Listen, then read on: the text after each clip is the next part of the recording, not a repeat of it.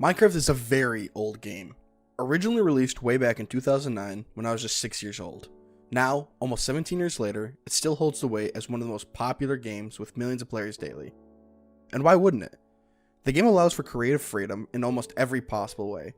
And yet, there's always been one thing that has irked me: the render distance.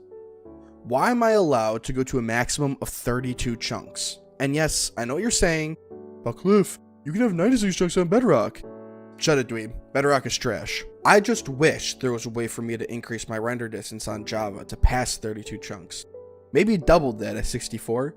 Maybe even equal to Bedrock's 96 or past. If only there was a way I could turn up my render distance up so far and still have a stable game to play and be able to look, oh, would you look at that?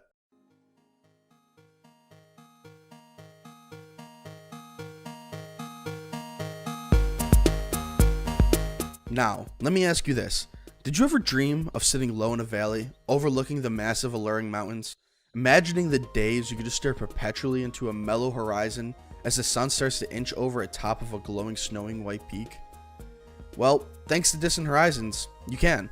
Originally releasing in late 2021, it had a simple goal: see farther without turning your game into a slideshow. And well, today, almost 4 years later, I think they have accomplished their goal. The mod itself is pretty versatile. Not only are you allowed to select a higher render distance, but you're also able to do so with the selection of 5 different load quality settings. Those settings not only grant you the ability to see farther into the distance, but to also choose whether you want more frames or higher quality. Personally, even at max quality, I don't really experience that much frame loss to justify the lower setting options. However, just because my computer can handle it, doesn't mean that everyone else's computer can handle it as well. Overall, this mod allows you to be able to view all those chunks at a pretty reasonable cost to overall game performance. Not to mention, since the mod is client-sided, you're able to bring this into any server and or realm and take advantage of the increased render distance here too. With all this being said, the mod is great, but we can make it better.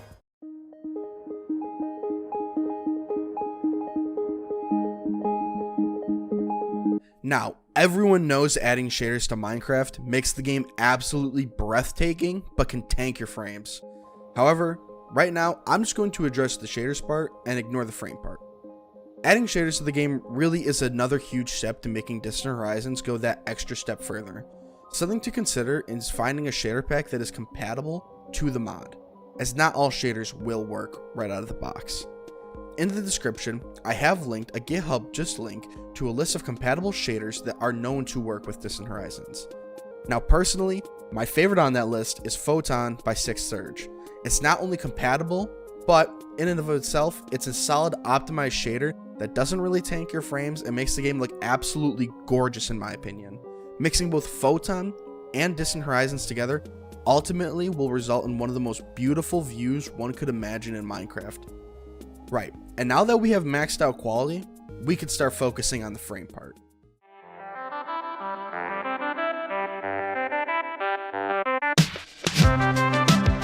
As I mentioned before, shaders, even on the well-optimized ones, still take up a lot of processing power and can hinder performance on lower spec computers. This is where our optimization mods come into play and change that.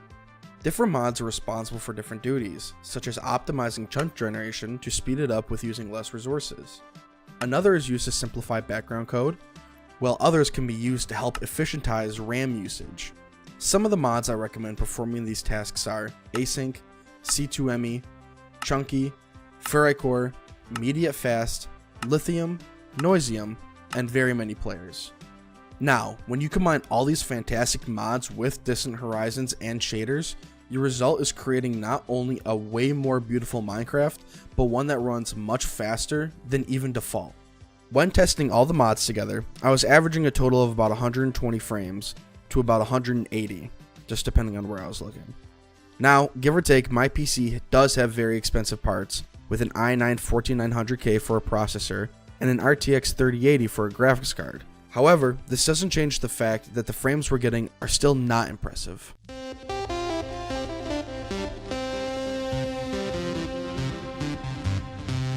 Overall, this is now my go-to way for playing Minecraft, and I think it should be something that y'all should consider as well. On that note, Thank you so much for watching this video. These video essays are something I've been wanting to try for a long time, but never ended up trying. So, if you enjoyed the video, please like and subscribe and drop a comment about these types of videos and what topics I should cover next. Thank you so much for watching and have a great day.